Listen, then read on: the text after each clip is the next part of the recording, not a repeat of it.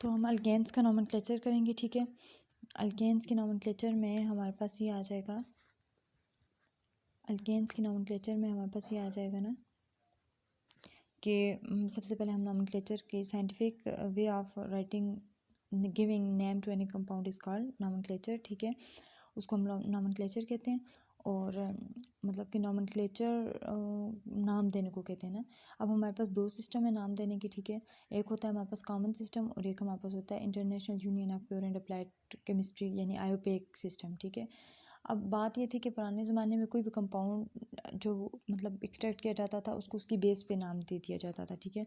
यानी उसको उसकी सोर्स पे नाम दे दिया जाता था। फॉर एग्जांपल जो हमारे पास जो है वो फॉर्मिक एसिड का जो नाम आया है, ये हमारे पास आया है, फॉर्मिक एसिड का नाम हमारे पास आया है फार्मिका से, ठीक है। और फार्मिका जो वर्ड है ये लैटिन वर्ड है, ठीक है।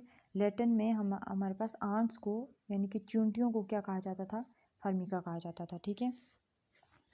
मतलब अब फार्मिका से फार्मिक एसिड हो गया, ठीक है। फिर उसके बाद हमारे पास आ जाता है, उसके बाद हमारे पास आ जाता है एसिटिक एसिड, ठीक है। एसिटिक एसिड जो है इसका नाम जो था वो एसीटम से रखा गया था और एसीटम जो है वो विनेगर को कहा जाता था, ठीक है। मतलब कि विनेगर सिरके को एसीटम कहते थे और उससे डिराइव होने वाले कंपाउंड का नाम लोगों ने एसिटिक एसिड रख लिया। इसी तरह से ब्यूटारिक एसिड को बटर से एक्सट्रैक्ट करते थे तो ब्यूटारिक एसिड हो गया। तो मतलब चीज़ों को उनकी सोर्स की बेस पे जो है वो नाम दिया जाता था। लेकिन इतने ज़्यादा ऑर्गेनिक कंपाउंड्स को इस तरीके से नाम देना साइंटिस्ट के लिए मुश्किल था, ठीक है, आसान नहीं था। तो फिर उन्होंने एक सिस्टम मुतारफ़ करवाया कि हम लोग जो है वो इसको आईयूपीएसी सिस्टम के थ्रू उन लोगों ने कुछ रूल्स बनाए। उन्होंने कहा कि हम लोग अब इनको नाम जो है वो इस सिस्टम के थ्रू देंगे, ठीक है। तो अब हमारे पास अल्केन्स को नाम देने के दो सिस्टम्स आ जाते हैं, ठीक है। एक हमारे पास रहता है कॉमन सिस्टम और एक हमारे पास आ जाता है आईयूपीएसी सिस्टम। सबसे पहले हम लोग करेंगे कॉमन सिस्टम, फिर हम लोग international union of pure and applied chemistry की तरफ जाएंगे, ठीक है। कॉमन सिस्टम में हमारे पास ये आ जाएगा कि हम कॉमन सिस्टम में किस तरह से नाम देते हैं।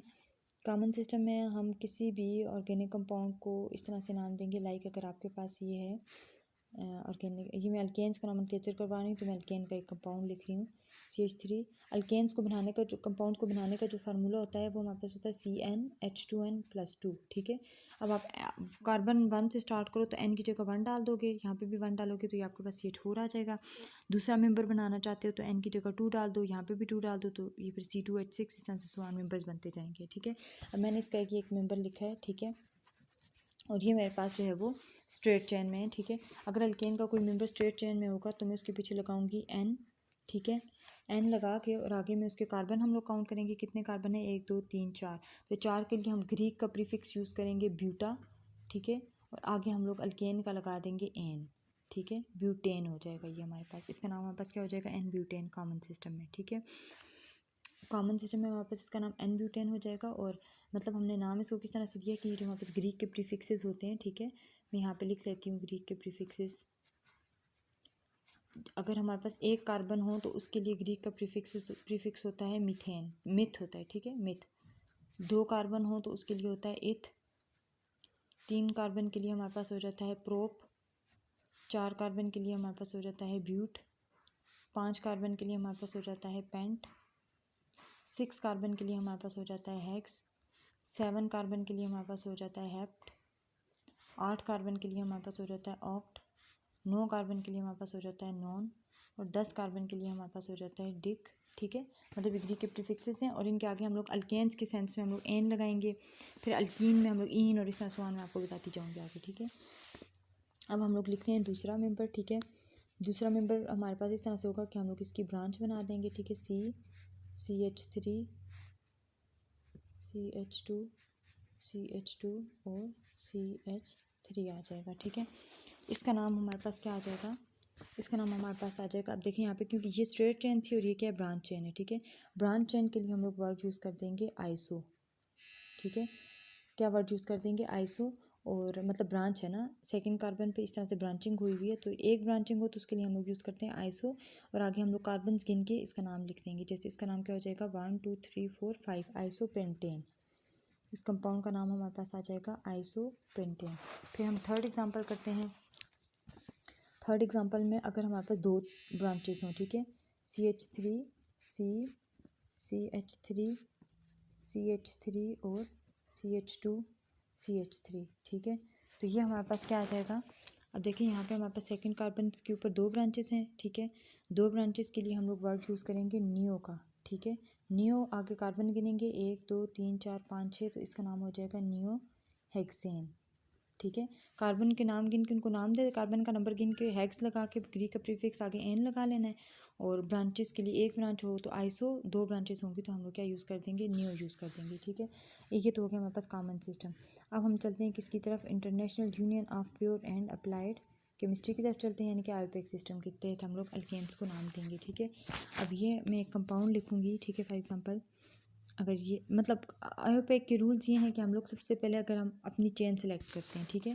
आयोपेक सिस्टम में हम लोग क्या करते हैं कि सबसे पहले हम लोग मतलब अपने ऑर्गेनिक कंपाउंड्स की जो चेन होती है वो सेलेक्ट करते हैं, और वो वाली चेन सेलेक्ट करते हैं जिसमें हमारे पास कार्बन एटम ज़्यादा होते हैं।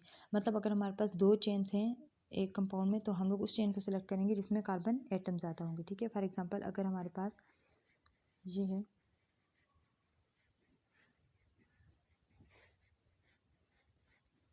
ठीक है। तो आप देख रहे हो कि यहाँ पे हमारे पास 2 चेन्स बन रही हैं, ठीक है। एक हमारे पास कौन सी है, 1, जिसमें कार्बन ज़्यादा होंगे उसको हम सेलेक्ट करेंगे, ठीक है। 1 एक चेन तो वापस आपने सेलेक्ट इस तरह से करना है कि पेन को इस तरह से लेके जाना है, एक लाइन पे वापस दोबारा पीछे भी नहीं आना, ठीक है। और मतलब एक लाइन पे रिपीटिशन भी नहीं करनी, और जो है ये पेन इस तरह उठे भी ना, ठीक है। ये मेरे पास एक चेन ये आ गई, ठीक है। इसको मैंने सेलेक्ट किया तो ये इसमें कितने कार्बन है, 1 2 3 4 5 6 7 8, ठीक है। इसमें 8 कार्बन है। और अगर मैं एक और चेन देखूँ तो देखिए एक चेन ये भी तो बनती है ना, यहाँ से अगर हम लोग स्टार्ट करें और ये हमारे पास, ठीक है। तो ये हमारे पास क्या होगा, 1 2 3 4 होगा, ठीक है। मतलब इसमें 4 कार्बन हैं, ये तो कम है। फिर एक चेन ये भी बन रही है, 1 2 3 4 5 6, ठीक है। 1 2 3 4 5 6, एक चेन ये भी बन रही है, ठीक है। फिर एक चेन हमारे पास ये भी बन रही है, 1 2 3 4 5 6 7 8 9। तो आप देख रहे हो कि हमारे पास ये वाली जो चेन बनी इसमें सबसे ज़्यादा कार्बन थे, ठीक है। तो हम लोग इस पूरी चेन को जो है वो पेरेंट चेन बना देंगे, और जो बाकी की बच जाएगी उसको हम लोग सब्स्टिट्यूएंट बना देंगे, ठीक है। अब हमारे पास यहाँ पे पेरेंट चेन क्या हो जाएगी, इसको ब्लैक पेन से हाईलाइट करती हूँ। ये हमारे पास पेरेंट चेन हो जाएगी, ठीक है। इसको आपने इस तरह से कर लेना है। ये आ गई आपके पास पेरेंट चेन, और पेरेंट चेन के अलावा ये जो ग्रुप बच गया ये आपके पास हो जाएगा फंक्शनल ग्रुप, ठीक है। ये हो गई पेरेंट चेन, ठीक है। ये पेरेंट चेन, और ये क्या हो जाएगा आपके पास, फंक्शनल ग्रुप हो जाएगा, ठीक है। पेरेंट चेन और फंक्शनल ग्रुप।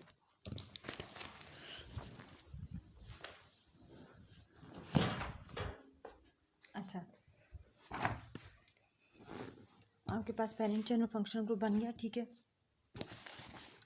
एक आपके पास आ गया पेरेंट चेन, और एक आपके पास आ गया इसका फंक्शनल ग्रुप, ठीक है। अच्छा, ये तो हो गया हम लोग कोई चेन को किस तरह से सिलेक्ट करते हैं ना, ठीक है।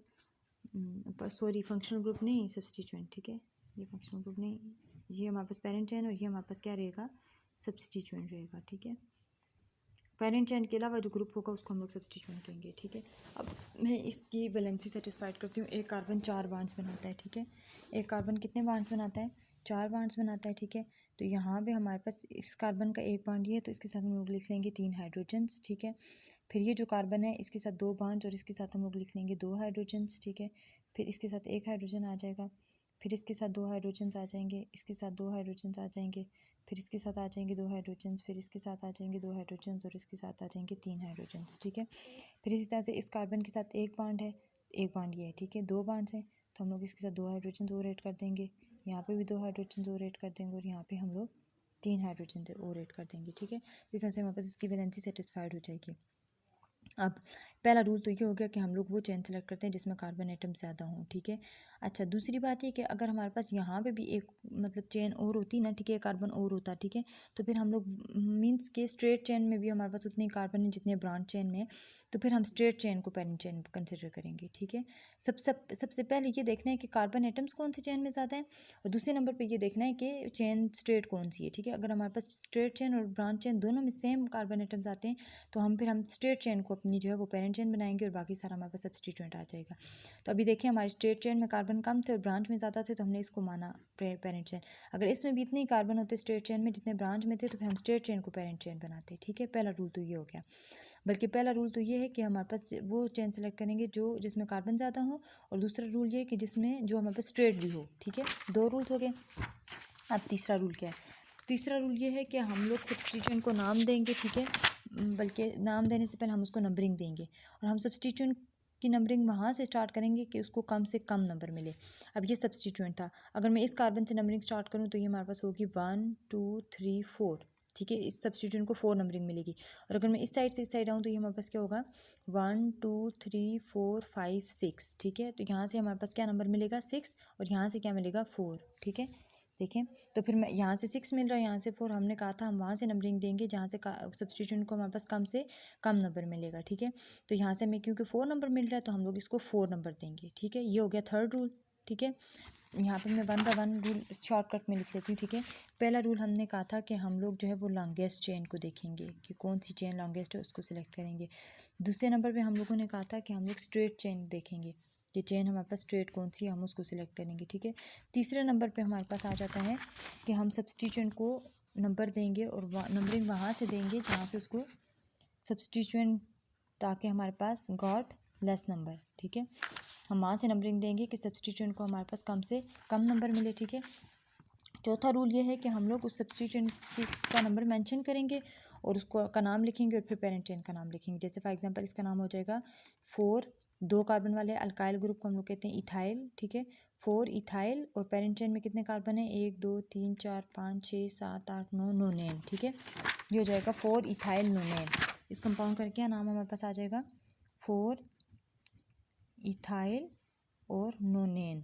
ठीक है, 9 कार्बन वाले को नोन लिखते हैं और आगे अल्केन का एन लगा लेंगे, तो ये हमारे पास हो जाएगा 4 इथाइल नोनेन। अच्छा, ये आपको कैसे पता चलेगा कि ये इथाइल ग्रुप है? अब ये आप देख रहे हो, ये CH3, ये CH2 है। अगर हमारे पास ये CH3 होता फिर तो ये अल्केन होता। तो जब भी हमारे पास अल्केन में से एक हाइड्रोजन एटम लेस हो तो वो हमारे पास अल्काइल ग्रुप होता है, और अल्काइल ग्रुप को हम लोग R से शो करते हैं। ठीक है, तो ये हमारे पास अल्काइल ग्रुप है। ठीक है, और अल्काइल के नाम भी हम उसी तरह देते हैं, जैसे 2 कार्बन वाले को इथेन कहते हैं तो अल्काइल के लिए इथाइल हो जाएगा, इथेन से इथाइल, तो इसका नाम क्या हो गया? 4 इथाइल नोनेन हो गया। ठीक है, फिर जी अगला रूल क्या है?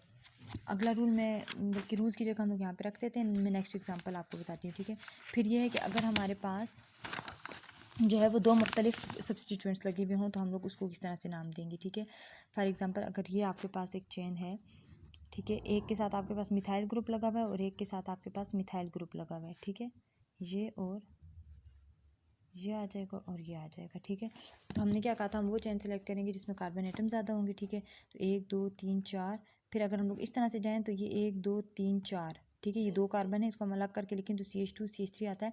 इस चेन में भी 4 कार्बन है और इस चेन में भी 4 कार्बन है, लेकिन हम ब्रांच चेन को सिलेक्ट नहीं करेंगे, हम लोग स्ट्रेट चेन को सिलेक्ट करेंगे। ठीक है, फिर हमने बात की थी ना अभी थोड़ी देर पहले रूल में कि हम स्ट्रेट चेन को देखते हैं, तो ये हमारे पास स्ट्रेट चेन जो है वो पेरेंट चेन बन गई, बाकी उसके सब्स्टिट्यूएंट बन गए। फिर हमने कहा था हम नंबरिंग वहाँ से करते हैं कि सब्स्टिट्यूएंट को कम से कम नंबर मिले, लेकिन यहाँ से अगर देखा जाए तो हमारे पास जो है ये 1 2 3 4 दोनों को 2 3 मिल रहे हैं, तो हम लोग जहाँ से मर्जी करें। ठीक है, अब यहाँ पे रूल कौन सा नया आता है? रूल ये आता है कि 2 सब्स्टिट्यूएंट्स हैं, एक सब्स्टिट्यूएंट का नाम है इथाइल और एक का नाम है मिथाइल।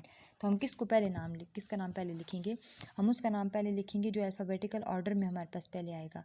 तो यहाँ पे हमारे पास ई पहले आता है, एम बाद में आता है, तो इसका नाम हमारे पास क्या हो जाएगा? 2 इथाइल। ठीक है, 3 मिथाइल, 2 इथाइल 3 मिथाइल ब्यूटेन। ठीक है, 2 इथाइल 3 मिथाइल ब्यूटेन आ जाएगा। ठीक है, इस तरह से हम लोग इसको नाम दे देंगे, यानी कि एम बाद में आता है उसको बाद में नाम देंगे। ये तो हो गया हमारे पास चौथा रूल कि मतलब हम फॉलो करेंगे अल्फ़ाबेटिकल आर्डर फॉर सब्स्टिट्यूएंट्स। ठीक है, हम लोग मतलब अल्फ़ाबेटिकल ऑर्डर को फॉलो करेंगे किसके लिए? सब्स्टिट्यूएंट्स के लिए। ठीक है, फिर नेक्स्ट हमारे पास जो आ जाता है वो ये है कि अगर हमारे पास एक ही कार्बन के ऊपर 2 सब्स्टिट्यूएंट्स लगे हुए हों, जैसे फॉर एग्जांपल इस कार्बन के ऊपर CH3 लगा हुआ है और इस तरह से ये कंपाउंड है हमारे पास। ठीक है, CH3 CH2 और ये इसकी वैलेंसी सेटिस्फाइड है इसके साथ CH3। ठीक है, इस कार्बन की वैलेंसी सेटिस्फाइड थी 4 5, इसके साथ हम लोग कोई भी हाइड्रोजन नहीं लगाएंगे, ठीक है। अब हमने पहला कहा था कि हम चेन सेलेक्ट करेंगे, तो इस ये कार्बन की चेन हमारे पास सबसे लॉन्गेस्ट चेन है, पेरेंट चेन होगी। ये दो हमारे पास रह गए सब्स्टिट्यूएंट। नंबरिंग वहाँ से स्टार्ट करेंगे कि कम से कम नंबर मिले। यहाँ से करेंगे तो 1 2 3 4 आएगा, यहाँ से करेंगे तो 2 आएगा, तो हम यहाँ से नंबरिंग करते हैं 3 4 5। अब हम उसको नाम किस तरह से देंगे कि दो मिथाइल ग्रुप्स एक ही कार्बन पे अटैच है, तो हम इसका जो नंबर है ना, जिसकी पोजीशन है उसको रिपीट करेंगे। हम लिखेंगे 2 2, फिर दो मिथाइल्स के लिए आ जाएगा डाई मिथाइल, और 5 कार्बन के लिए हमारे पास आ जाएगा पेंटेन, ठीक है।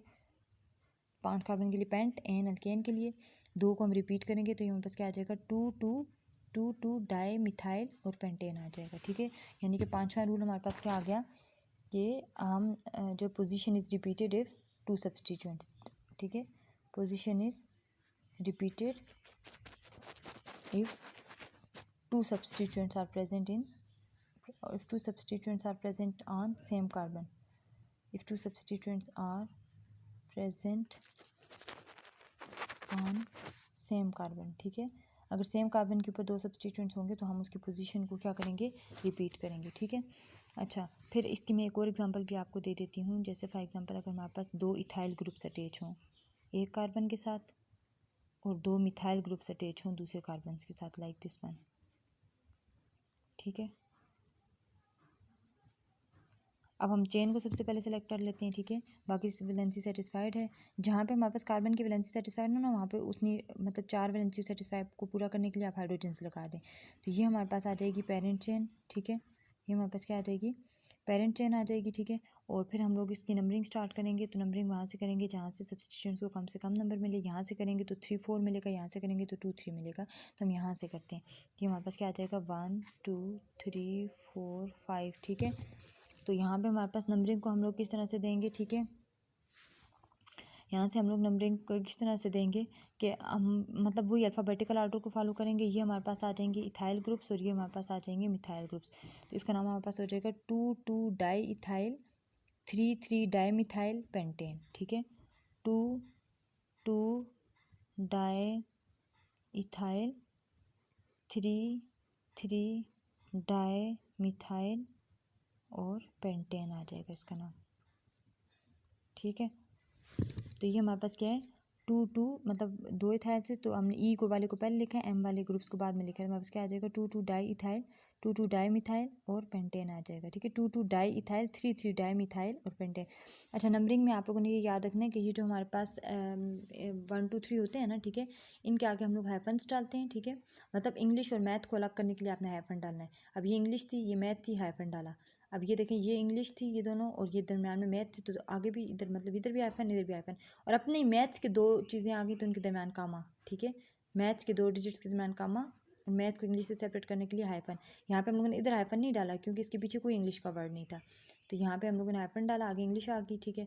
फिर ये मैथ इंग्लिश को सेपरेट करने के लिए हाइफन, मैथ और इंग्लिश को सेपरेट करने के लिए हाइफन, ठीक है। ये मैंने आपको एक टिप दे दी है, याद करने के लिए एक तरीका बता दिया।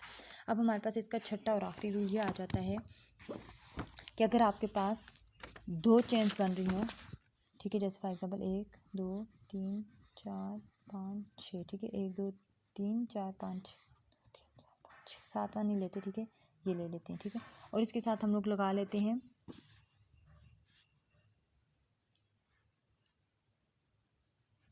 एक सब्स्टिट्यूएंट लगा लेते हैं, ठीक है।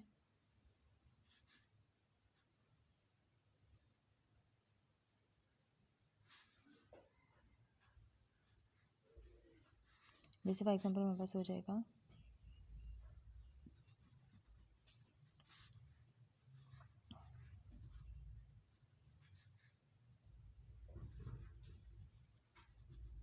थ्री, ठीक है।